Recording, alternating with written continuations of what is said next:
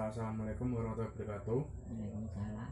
Perkenalkan, nama saya Nurokim dari mahasiswa dari Fakultas Ilmu Keparatan Unisula. Di sini saya ingin melakukan pendidikan kesehatan. Eh, Nanti saya akan butuh waktu 30 menit. Di sini saya akan menjelaskan tentang pengertian, penyebab, tanda dan gejala, kemudian klasifikasi dan pencegahannya. Langsung kita mulai saja. Apa sih pengertian dari asam urat itu? Asam urat merupakan jenis rasa sakit yang sangat menyakitkan dan disebabkan penumpukan kristal di persendian, dan hal ini diakibatkan oleh tingginya kadar asam urat di dalam tubuh. Penyebabnya yaitu oleh menumpuhnya kristal asam urat yang dihasilkan dari metabolisme zat purin. Contoh makanan yang menjadi pantangan bagi penderita penyakit asam urat seperti lauk pauk, jeroan, hati, ginjal, limpa, babat, usus, paru, dan otak. Kemudian seafood, udang, kerang, melinju, daging sapi, ikan teri, sate, usus, dan terlalu banyak konsumsi alkohol. Nah, kemudian tanda dan gejalanya yaitu ada 4. Satu, pada waktu pagi, yaitu pada bangun tidur, dan pada waktu malam hari, biasanya presiden terasa nyeri. Kemudian yang kedua yaitu nyeri di persendian, biasanya terjadi di bagian seperti jari tangan, jari kaki, pergelangan tangan, siku, tumit, dan dengkul. Kemudian yang ketiga yaitu dengan tanda yang ditimbulkan seperti nyeri di persendian, linu, kemudian ngilu, kemudian kesemutan dan membengkak, lalu meradang berwarna kemerahan. Kemudian yang keempat itu rasa nyeri pada sendi, biasanya terjadi berulang kali. Kemudian klasifikasi. Sebelum saya lanjutkan ke klasifikasi, apakah ada pertanyaan? Tidak. Baik, kalau tidak ada, kita lanjutkan ke klasifikasi. Klasifikasi itu ada 2, yaitu GOT primer dan GOT sekunder. Yang GOT primer yaitu pada penyakit GOT primer 99% penyebabnya belum diketahui.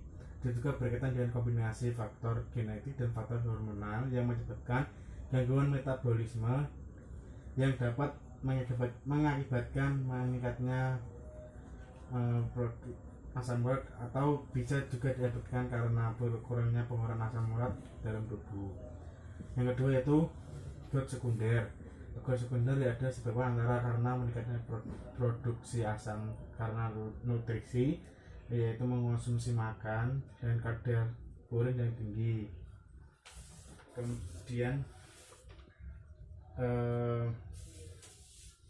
salah satu senyawa bisa basa organik yang menyusun asam nuklear dan termasuk dalam kelompok asam amino unsur pembentukan protein.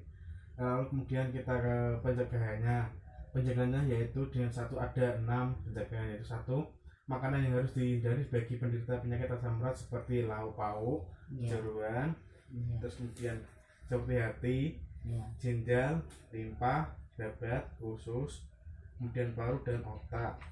Kemudian yang seafood, udang, kerang, kemudian lalu melinju, daging sapi, ikan teri, sate, usus, dan terlalu banyak konsumsi alkohol.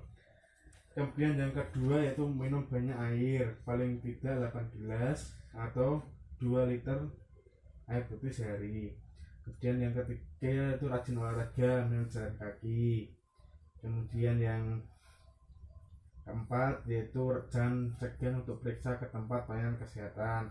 Yang kelima yaitu jeli gamet, kemudian AC Max.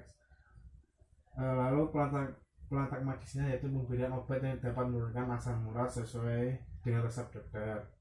Kemudian kalau yang keberatan yaitu memberikan kompres hangat atau dingin pada persendian yang terasa nyeri. Kemudian mengubah posisi tidur lalu menghindari penggunaan sel yang sempit. Baik Ibu, ini pendidikan kesehatannya sudah selesai. Sebelum saya lanjutkan yang lain, apakah pertanyaan? Tidak. Oke, Sudah kalau selesai saya oke, kalau tidak ada baik kabeh. di sini saya akan memberikan kompres hangat untuk meredakan rasa nyeri di kaki ibu. Hmm. Maaf ya ibu, permisi. Dibikin mana bu? Ini sampai gini. Oke, saya kompres. Ya. Ditunggu sampai baik, ini ditunggu sampai rasa anginnya udah hilang ya bu. Iya. Nanti kalau ada nyeri-nyeri ibu bisa berikan kompres untuk meredakan rasa nyeri ibu. Kemudian lalu saya pamit dulu ya bu. Sebelum saya pamit, mari kita baca hamdalah bersama-sama. Alhamdulillah.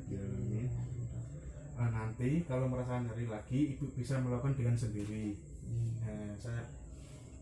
Saya ambil dulu ya bu. Kemudian saya pamit dulu ya bu. Assalamualaikum. Waalaikumsalam warahmatullahi wabarakatuh.